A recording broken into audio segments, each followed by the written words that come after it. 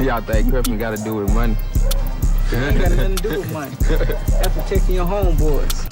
He was kicking in doors at night and killing children and going and teaching children in the morning. 2 innocent lives were lost. Just as guilty, party to a crime. Once he kicked in that door and ran in that house with a shotgun in his hand, he's guilty as every last other person in that house.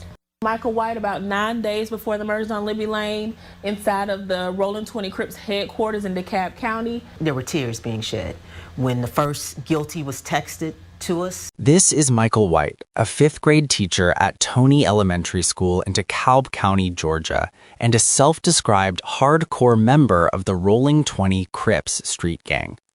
Y'all think Griffin got to do with money? It ain't got nothing to do with money. That's protecting your homeboys. Watching out for one another. If somebody came up to you tomorrow, grabbed you and said, I got a job, a good job, good pay for you, would that make a difference? Come on, let's go now. It ain't gonna stop me from cripping. But you take the job too, wouldn't you? Huh? You take the job too? I'm a crip at work. In October 2016, he showed up at a home in Jonesboro, Clayton County, with a shotgun in his hands. And by the time he and the other men he came with left that house, 2 children were dead. What you are about to find out is how a man trusted with a classroom full of 10 and 11-year-olds was simultaneously at the center of one of the most disturbing gang-related murders Metro Atlanta had seen in years. Before getting into the night of October 22nd, it is worth understanding exactly who Michael Deshaun White appeared to be to the people around him, because the distance between that image and the reality is what makes this case so difficult to process. White was born around 1992 and grew up in DeKalb County, Georgia, the same county where he would later find work in a school. He attended Miller Grove High School, graduated in 2009, and went on to play college football, first at Mississippi College and then at Lane College in Jackson, Tennessee, a historically black institution where he earned a bachelor's degree. When he returned to Georgia, he submitted a job application to DeKalb County Schools in 2016, which the district later confirmed was his first formal employment after college. DeKalb ran background checks on him, fingerprints, criminal history reviews through the Georgia Professional Standards Commission, as well as 2 additional internal checks by the district's own public safety division. Every single one came back clean. So in March 2017, he was brought on as a paraprofessional, essentially a classroom assistant, and by August of that same year, he had been promoted to a full 5th grade teaching position at Tony Elementary School in Decatur.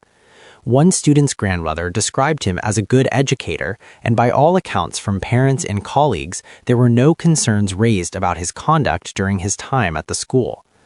What those parents, colleagues, and background checks could not see was that Michael White was a hardcore member of the Rolling 20 Crips, a violent subset of the Crips gang that operated across DeKalb and Clayton counties in Metro Atlanta. He was not a fringe or passive member, but an active one, attending meetings at the gang's headquarters and participating in planning within the organization. In fact, investigators found footage of White inside those headquarters just 9 days before the murders, footage that would eventually become key evidence at his trial. Michael White right here in the middle with other gang members. Michael White led a double life. Teacher of 5th grade children at Tony Elementary in DeKalb County and hardcore Rolling 20s Crips gang member. And that led him into a double murder of 2 children, 11-year-old Tatiana Coates and her 15-year-old brother Davion on Libby Lane in Jonesboro, October 22nd, 2016. Say Clayton County Deputy Chief Assistant District Attorney Lakarian Blunt. He was kicking in doors at night and killing children and going and teaching children in the morning. To understand how that night on Libby Lane came together, you need to know what set it in motion, because the attack itself was not random. It was the result of a very specific chain of events inside a gang dispute, and the 2 children who died had no part in any of it. A 15-year-old named DeAndre Mitchell had recently moved to Chattanooga, Tennessee, to the home on Libby Lane in Jonesboro. At some point before the attack, Mitchell, who was connected to a rival gang, allegedly broke into a storage location used by the Rolling 20 Crips and stole firearms from them. According to investigators, the gang found out and organized a retaliatory visit to the Libby Lane home to recover what was taken and confront whoever was responsible. The group reportedly scouted the property the day before, and on the night in question, they believed Mitchell would be inside. What they apparently did not account for was that Mitchell had already left and gone back to Chattanooga, leaving behind 6 children in the home, ranging in age from 6 to 13 years old with no adults present. The parents were out for the evening and had not yet returned. At approximately 5 in the morning on October 22, 2016, up to 8 armed men, including Michael White, approached the home on Libby Lane. According to prosecutors, White was the one who kicked in the front door with a shotgun in his hands, allowing the rest of the group to enter behind him. Once he kicked in that door and ran in that house with a shotgun in his hand, he's guilty as every last other person in that house. The gunfire that followed killed 11-year-old Tatiana Coates and her 15-year-old brother, Davion, both shot while in their beds. Neither of the siblings had any connection to gang activity. They were originally from Chattanooga and were staying at the home because their mother had opened her door to Mitchell's family, who had recently relocated from Tennessee. One of the surviving children, a child under 13 years old, called 911 while the attack was still unfolding. When officers arrived, they found Tatiana and Davion dead at the scene, and the men who had carried out the attack were already gone. Mitchell, the actual target of the entire operation, was later located back in Chattanooga and placed in protective custody. A related gang shooting took place there shortly after, suggesting the violence had followed him across state lines as well. In the days and weeks after the murders, Michael White returned to Tony Elementary School. He continued showing up to his classroom, continued teaching 5th graders, and continued passing as someone with nothing to hide. For a year and a half after those 2 children were killed, nobody at that school, no parent, colleague, or administrator, had any idea what he had been involved in. The investigation that would eventually lead to Michael White's arrest was not a quick one. Clayton County Police, working alongside the Georgia Bureau of Investigation, the Chattanooga Police Department, and the FBI's Safe Streets Division, spent more than 17 months building the case, conducting over 50 interviews with witnesses and suspects, and piecing together forensic evidence from the crime scene. In the early weeks after the attack, Police Chief Michael Register publicly confirmed that the murders were gang-related, but held back the name of the specific gang to avoid further tensions in the area. One of the most important tools investigators used was a composite sketch developed by the GBI based on descriptions from the children who survived the attack. That sketch, combined with witness accounts from people inside the Rolling 20 Crips organization itself, gradually pointed investigators towards White. Informants within the gang identified him by the name Mike and placed him at the scene as a direct participant who had intended to cause harm to whoever was in that house. On top of that, a firearm believed to have been used in the killings was recovered all the way in Tennessee, adding another thread connecting the crime to the gang's network across state lines. Meanwhile, as all of this was slowly developing behind the scenes, White had already been hired by DeKalb County Schools, cleared all 3 rounds of background checks, and was standing in front of a classroom every morning. There was something else investigators would eventually uncover about his hiring that added another layer to this story. When White applied for the teaching position, he listed his degree from Lane College as a degree in education, but Lane College doesn't offer an education degree. His actual qualification was a bachelor's in interdisciplinary studies, and that discrepancy was never caught during the district's hiring process. He was also brought in through a special waiver program that DeKalb County had been using to address a teacher shortage, a program that allowed uncertified individuals to enter classrooms while the district worked around a national shortfall of roughly 60,000 unfilled teaching positions. Then there was the surveillance footage. Prosecutors later presented video evidence showing White inside the Rolling 20 Crips headquarters in DeKalb County just 9 days before the Libby Lane murders, standing among other gang members.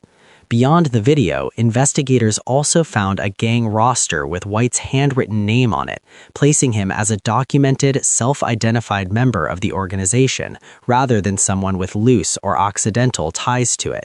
On the morning of March 23, 2018, the Clayton County Sheriff's Office Fugitive Task Force arrived at Tony Elementary School while classes were in session and arrested Michael White on the premises. He was 26 years old at the time and had been teaching 5th grade for about 7 months. The arrest was carried out without any disruption or harm to students, and DeKalb County Schools removed him from his position immediately, issuing a statement emphasizing their commitment to student safety and confirming that they were cooperating fully with law enforcement. The arrest triggered a serious internal review within the district. A new human resources chief was appointed in April 2018 after the previous one was demoted, and the district announced a set of reforms including mandatory internet searches on job applicants, improved reference verification, and additional interview training for hiring staff. The Georgia Federation of Teachers publicly called for greater accountability, arguing that the flexibility principles had been given to hire under waiver programs had created gaps in the screening process. Board member Vicki B. Turner acknowledged the lapses, and there were calls from some quarters for Superintendent Steve Green to resign over the handling of the situation. White pleaded not guilty and was held without bond in Clayton County Jail.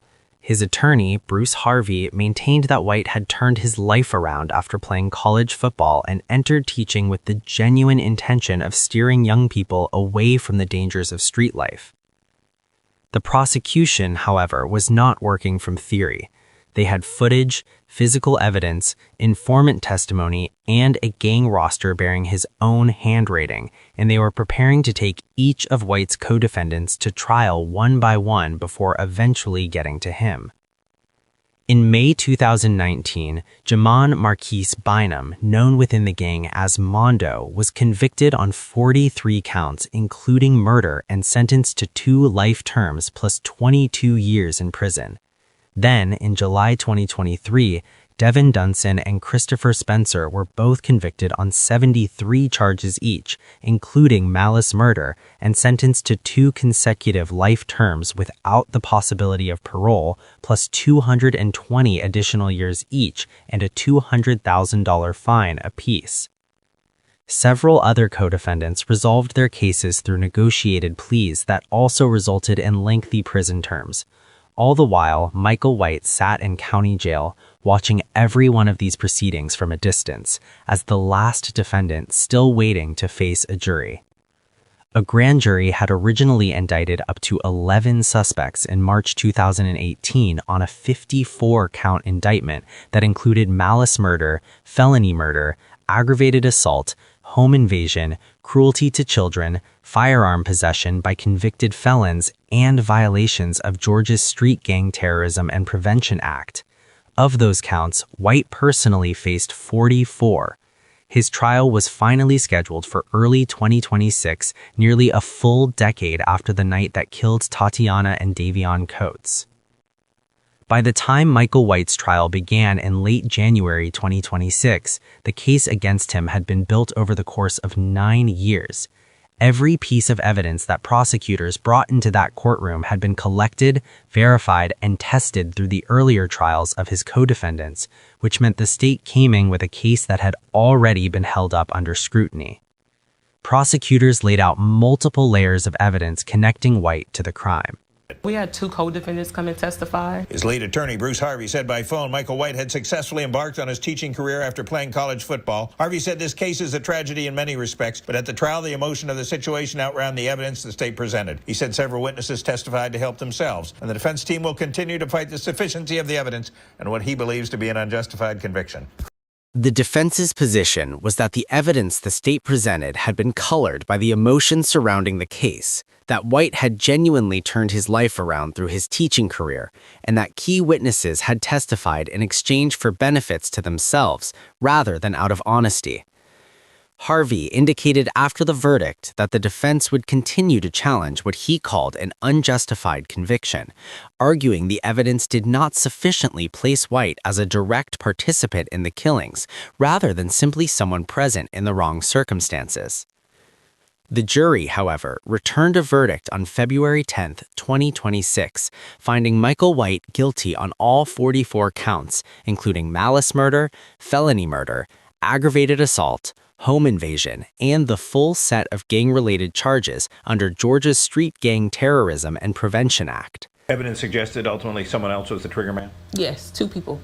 But he's just as guilty under the law? Just as guilty. Party to a crime. Once he kicked in that door and ran in that house with a shotgun in his hand, he's guilty as every last other person in that house. Prosecutors were explicit on the legal reasoning behind that. White had not fired the shots that killed Tatiana and Davion. Under Georgia law and under the principle known as party to a crime, the moment White forced that door open with a loaded shotgun in his hands and let the group inside, he became legally and criminally responsible for everything that followed. Clayton County District Attorney Tasha Mosley announced the conviction publicly, with Deputy Chief Assistant DA Lacarian Blunt providing the sharper commentary on what had been proven in that courtroom. He was kicking in doors at night and killing children and going and teaching children in the morning. Sentencing had not yet been scheduled as of the time this video is being published, but given that every co-defendant who went through a full trial received life in prison without the possibility of parole, including those who received an additional 220 years on top of that, White's sentencing outcome is widely expected to follow the same pattern. This case also sits within a broader context that is worth knowing about, because Michael White was not the only educator in recent years to be found living a parallel life inside a criminal organization. In Boston, a man named Sean O. Harrison was hired in early 2015 as an academic dean at Boston English High School, specifically in a role focused on mentoring at-risk youth.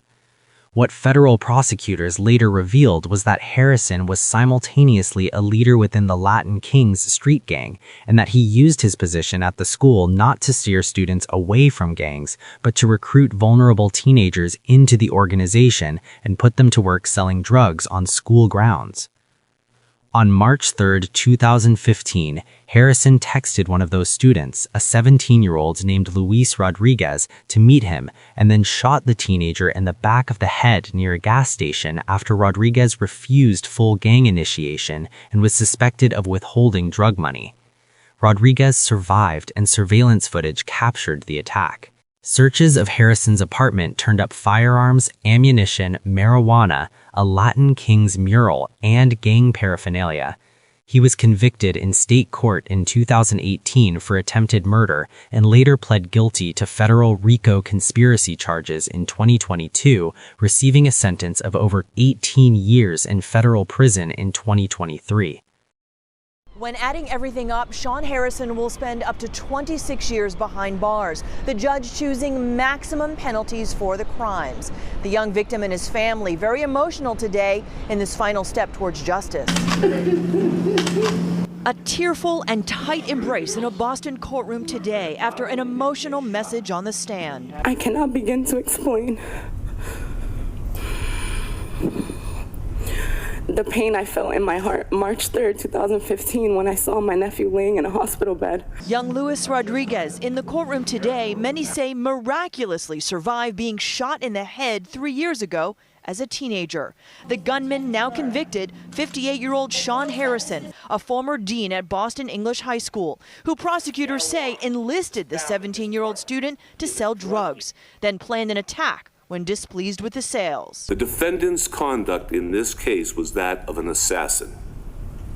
He valued Lewis's life as worthless. Wiping away tears, Lewis's family listened as his aunt asked the court to give Harrison the maximum sentence. Mr. Sean Harrison nearly took an innocent life and left him for dead.